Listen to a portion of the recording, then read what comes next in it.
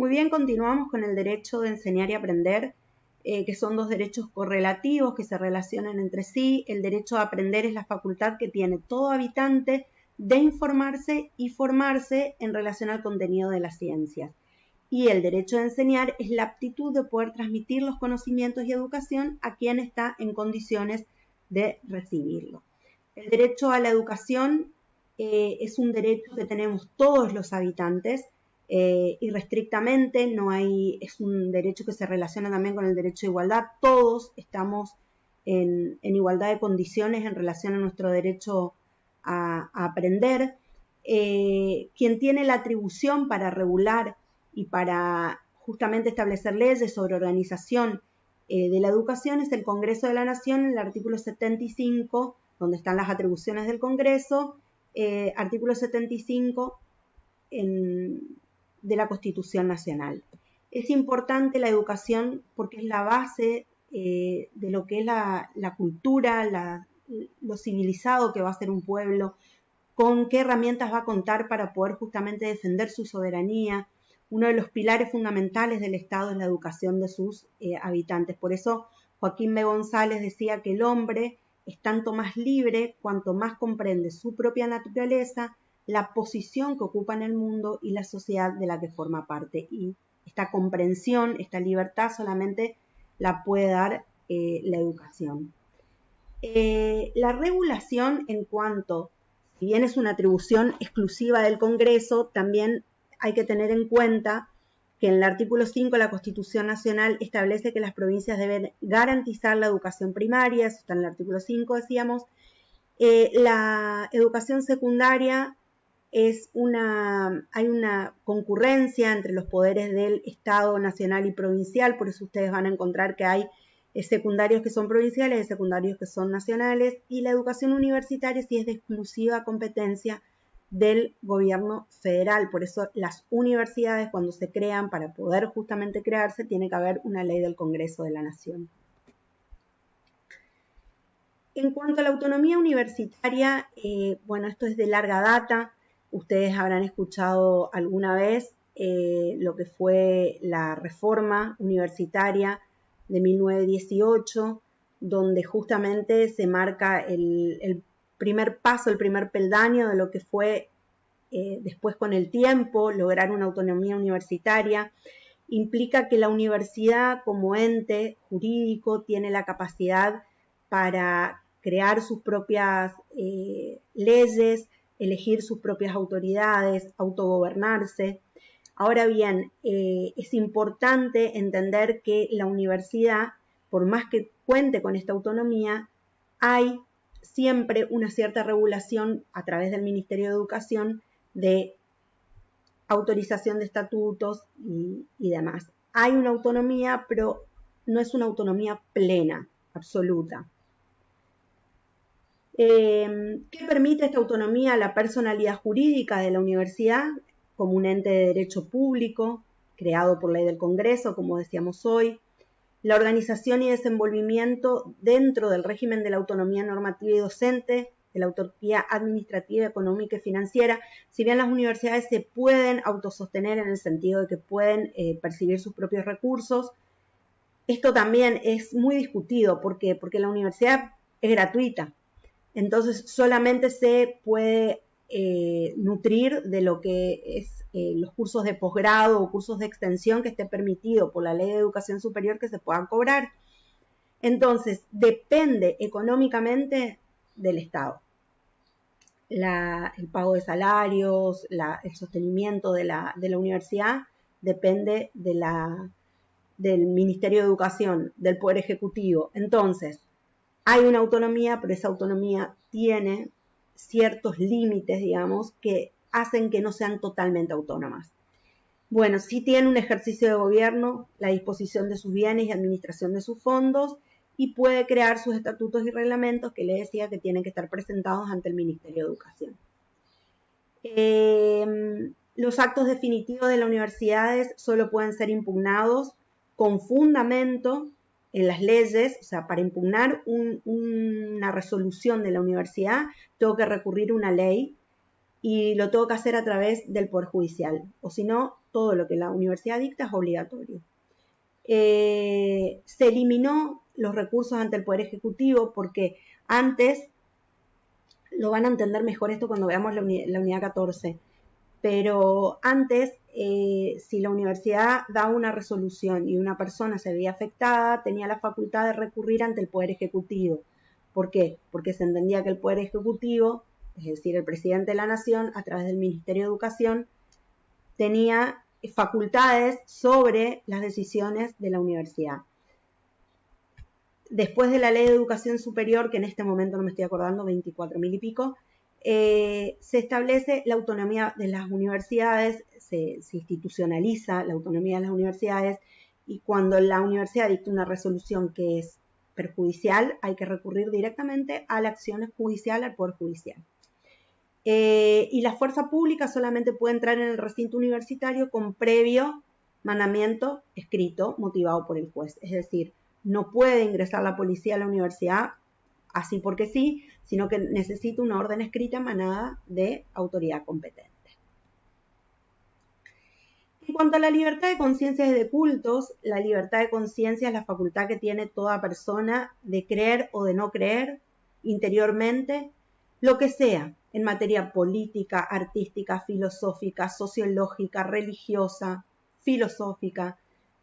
Esta libertad, lo mismo que la libertad de pensar, constituye una facultad natural de carácter absoluto porque nadie puede ingresar a lo que nosotros pensamos, a la conciencia que nosotros tenemos. Escapa toda reglamentación. Por eso, el artículo 19 de la Constitución Nacional dice: las acciones privadas de los hombres que de ningún modo afecten la moral ni el orden público ni perjudiquen a un tercero están solo reservadas a Dios, exenta de la autoridad de los magistrados.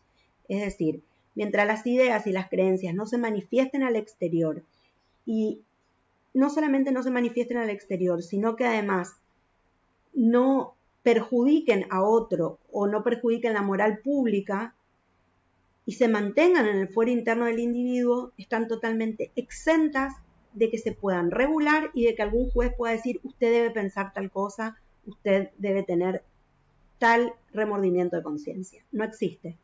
Esto en la Constitución Nacional se denomina principio de reserva. En cuanto a la libertad de cultos, tiene mucha relación porque es la libertad también de conciencia, pero relacionada específicamente a cuestiones religiosas. Cuando la fe y las creencias religiosas se exteriorizan mediante palabras, actos o ceremonias como manifestación de homenaje o adhesión del hombre a su religión, se origina el culto. Esto se ejerce a través de actos exteriores que se traducen en un sentimiento religioso del individuo. Entonces, ¿la libertad de culto en qué consiste? Consiste en que yo pueda practicar justamente con libertad, sin trabas, tanto en lo público como en lo privado, ya sea en forma individual, ya sea en forma colectiva, actos y ceremonias que signifiquen la manifestación exterior de lo que yo siento en relación a mi religiosidad.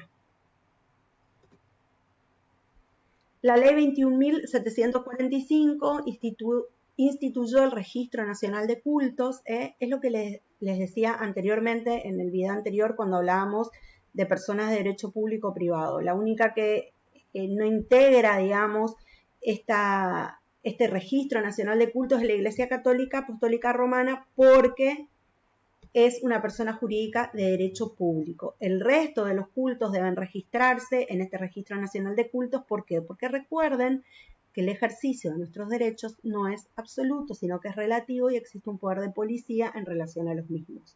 Esto es importante porque un culto puede ser libremente expresado, libremente practicado, siempre y cuando no ofenda la moral pública, no perjudica a terceros, ¿sí? Por eso un culto satánico, por ejemplo, donde se hacen prácticas que a una persona la ponen en peligro, está prohibido, ¿sí? Bueno, decíamos que el artículo 2 de la Constitución Nacional establece que el gobierno federal sostiene el culto católico apostólico romano. Esto se incorporó de esta manera en 1994 en la reforma constitucional, porque antes decía que adopta. Cuando decía el gobierno federal adopta, significaba que el gobierno federal era católico apostólico romano. Luego el presidente de la nación debía ser católico, los gobernadores de provincia también. Esto se reformó en el 94, se estableció que el gobierno sostiene el culto, pero no lo adopta, sino que lo sostiene, y esto implicó también la modificación en cuanto a los requisitos para ser gobernadores, para ser presidente de la nación. En cuanto a las relaciones de la Iglesia con el Estado, hay tres tipos de relaciones sacras, relaciones laicas y relaciones seculares. La sacralidad importa que hay una confusión entre lo que es el Estado, el gobierno y la religión, como sucede, por ejemplo, en países como Irán, donde quien gobierna es quien tiene la máxima autoridad religiosa.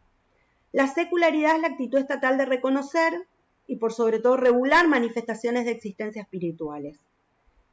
Y después está la laicidad, donde el Estado laico predica la absoluta separación entre el Estado y la religión. En cuanto a nuestra historia de relación con la Iglesia, conforme el canon 1448 del derecho canónico, el patronato es la suma de privilegios con ciertas cargas que por concesión de la Iglesia compete a los fundadores católicos de una iglesia capillo también para sus sucesores. En 1994, otra reforma importante fue que se estableció que los tratados y concordatos que se tienen con la Santa Sede tenían jerarquía superior a las leyes. Bueno, ustedes se acuerdan que en el 94 se cambió, no es que se cambió, sino que se dejó bien claro cómo era la jerarquía constitucional en cuanto a la prelación de leyes, en el primer peldaño, en la norma fundamental de la Constitución y los tratados internacionales sobre derechos humanos, incorporada por el 75, inciso 22. Luego vienen los tratados internacionales y acá ingresan los concordatos que se tienen con la Santa Sede. Bueno, el artículo 1 reconoce y garantiza a la Iglesia Católica Apostólica Romana. Esto es uno de los concordatos, justamente, el de 1966, el pleno ejercicio de su poder espiritual, libre y público ejercicio de su culto, ¿sí? Así como también su jurisdicción en el ámbito de su competencia. Los artículos 2 y 3 establecen que la Santa Sede podrá erigir nuevas iglesias, elimina la facultad del Senado en la preparación de la terna de candidatos para provisión de obispos, o sea, el Estado se separa totalmente de la Iglesia puede elegir libremente sus obispos, y los artículos 4 y 5 reconocen a la Santa Sede el derecho de publicar disposiciones relativas al gobierno de la Iglesia y mantener correspondencia libre con sus miembros y de estos entre sí. Bueno, el episcopado argentino tiene la facultad de llamar a las órdenes, congregaciones religiosas y sacerdotes seculares para el incremento de la asistencia espiritual y la educación cristiana del pueblo.